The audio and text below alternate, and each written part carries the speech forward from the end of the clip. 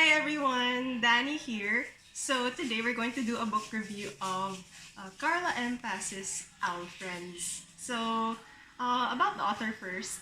Carla Pacis is a children's literature author who wrote the children's book titled Hipon at Biya.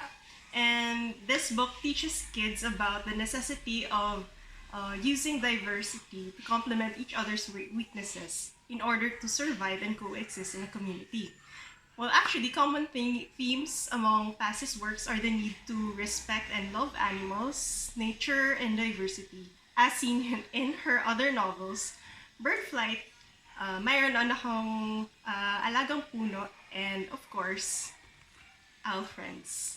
So, not noticeable as well in her works are her interest in folk tales, myths, cultural beliefs, traditions, as seen in her anthology, Water in the Ring of Fire, Folk Tales from the Asia Pacific, and A Sea of Stories, Tales of Sulu. Since we're talking about Owl Friends, I'll give you a brief overview of the characters first. First, we have Amelia. Now, she's the protagonist, and we have Johnny, her best friend. Amelia and Johnny were stark contrasts in physical attributes as well as their cultural upbringing. Uh, Amelia used to live in the lowlands surrounding Mount Pinatubo, while Johnny, being an Aita, he used to live in the highlands near the volcano. Now, now, Johnny often referred to Amelia and her kind as unats, or straight-haired. Straight-haired. But, well, compared to his very curly and bushy hair. The other significant characters that pushed the plot forward were Amelia's parents. So her father, Tatay Temyong, was a rice field farmer, while her mother, Nanay Seling, was a housewife.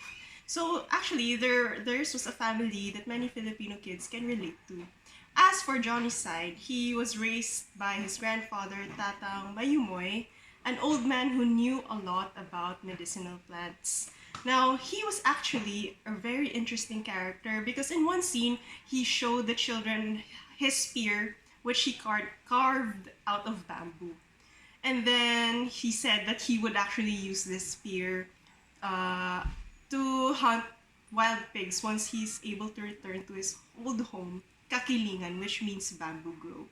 So, already here you can see yung cultural roots nila wherein they would be one with nature. Anyway, Tataw Mayumoy always expressed his desire to return to the highlands. And I was actually really saddened by the fact that many of the Aitas in their community were turning their backs against their roots, and then they were already embracing the lifestyle of the lowlanders.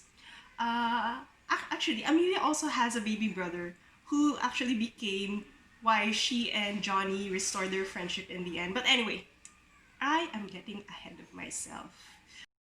So, another interesting character who appeared rather briefly was this important man whom Amelia described as someone who wore long sleeves and smelled of gin.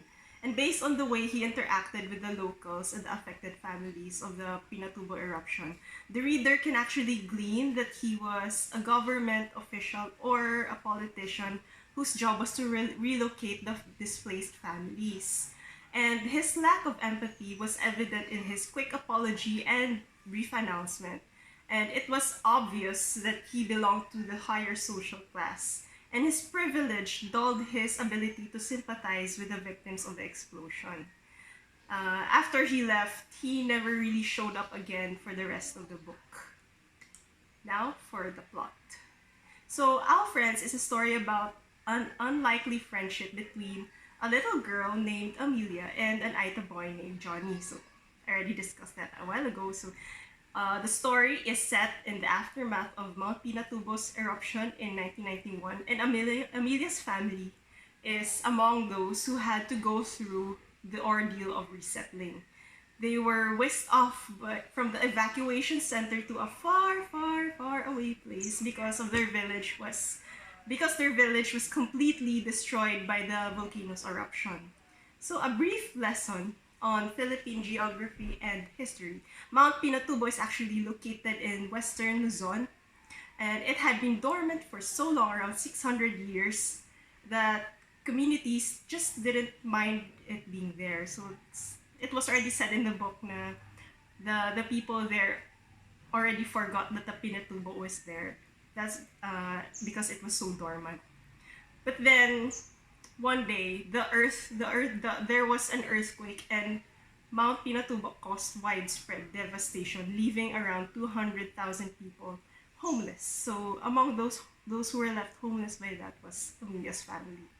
Anyway, back to the story. As I said, Amelia had to resettle with her nanay and her tatay and her baby brother Julian. The resettlement area was called Loob Bunga, or Inner Blossom.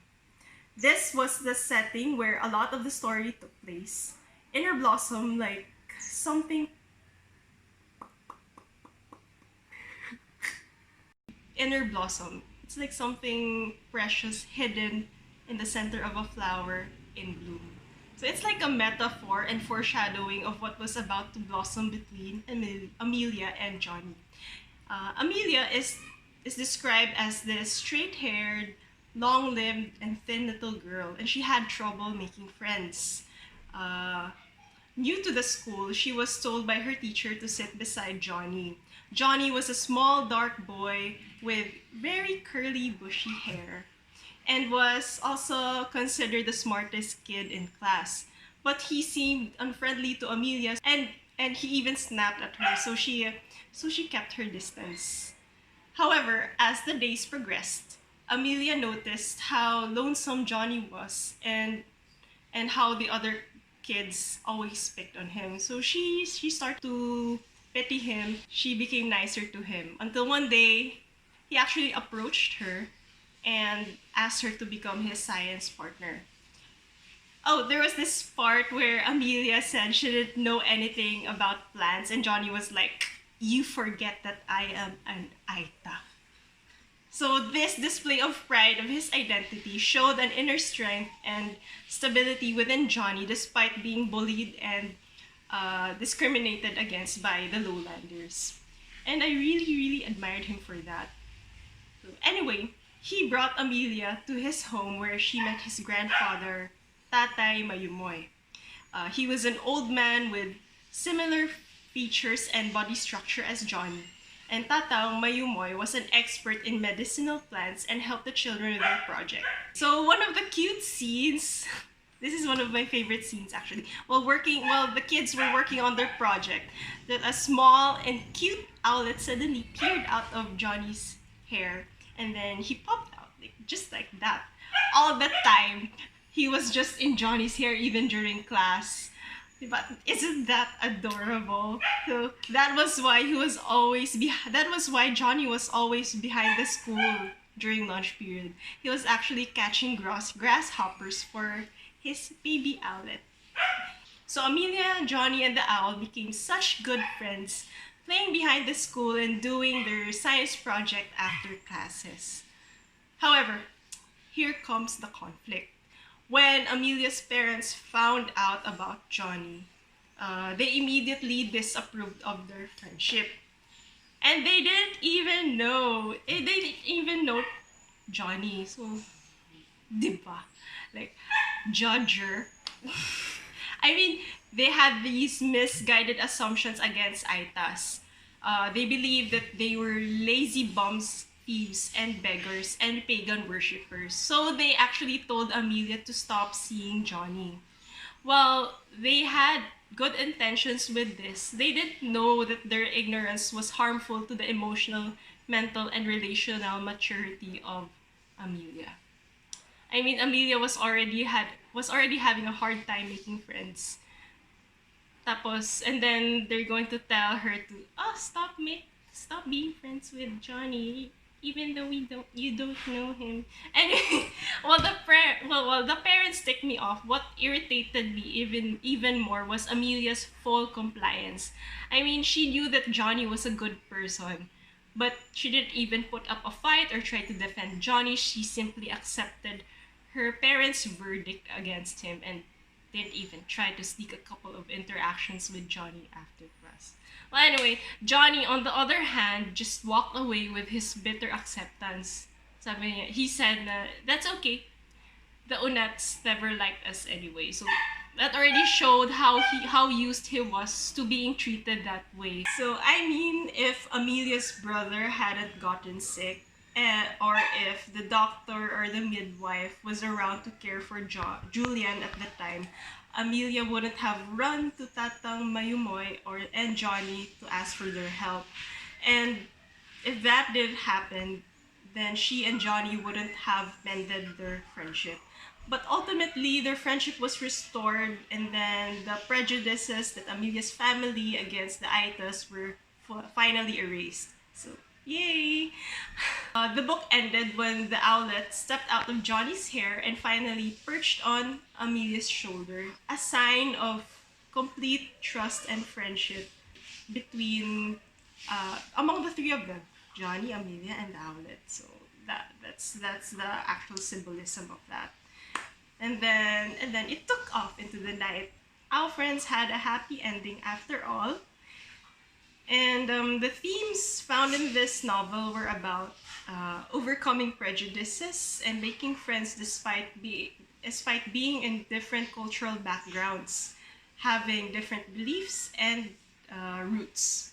So the book also had themes about respect, whether plant, animal, or human life. Another theme was about recovering from destruction and starting anew. So if you can see the nuances in there, it's about recovering.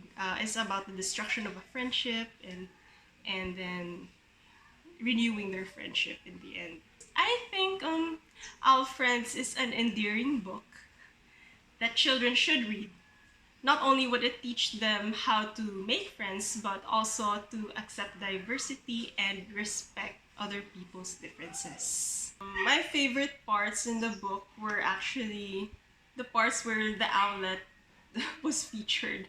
But I wish that Carla Pacis had specified what type of owl it was. I mean, she took great lengths to describe its feather horns, creamy white chest, and even the way it preened, that she could have at least mentioned the type of species it belonged to. And given it a name rather than owl. Another thing I found dragging were the detailed descriptions and long explanations. Actually, a lot of the book was devoted to explaining and describing things to the reader. Well, I do understand that Carla Pacis was trying to fit as much information about Aitas and all into a children's book, but these parts really seem to shove all of the information down the reader's throat. In addition to this, I wish there were more exciting scenes wherein the protagonist was more active and interesting. Amelia seemed rather dull and passive compared to Johnny.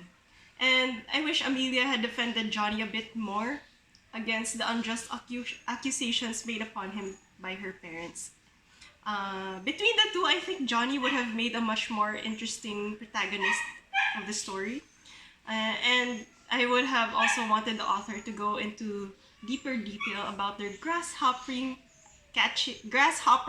catching adventures during lunch period. That would have been so fun, cute, and endearing. But I've got to give it to Carla Pacis though. She was able to paint this clear and vibrant image of Aitas and their cultural behaviors in the minds of her readers. She also used foreshadowing as a technique, such as the Pinatubo eruption. She painted this image of destruction surrounding communities. It served as a symbolism to eventual destruction of friendship between Amelia and Johnny. She used the name of the village, Loob Bunga, as a metaphor as well of the blossoming friendship between Amelia and Johnny. And lastly, I like the subversion and low-key descriptions of Carla Pacis, especially about the important man, him being a government and an aloof government official. I also liked her playful descriptions of the owlet. I would definitely recommend this book to young Filipino readers as it masterfully packed a lot of information into a short, heartwarming, and culturally, historically educational children's illustrated novel. So that's it for today's book review.